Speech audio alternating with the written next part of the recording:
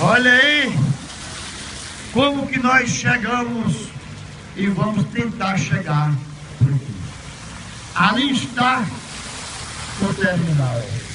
Vem onde de lá e vem onde de cá. Olha aqui se tem condições dos ônibus fazer as rotatórias aqui.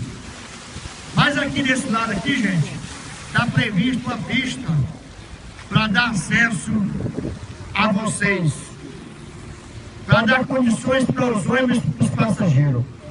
Olha aqui onde é que está o ponto de ônibus.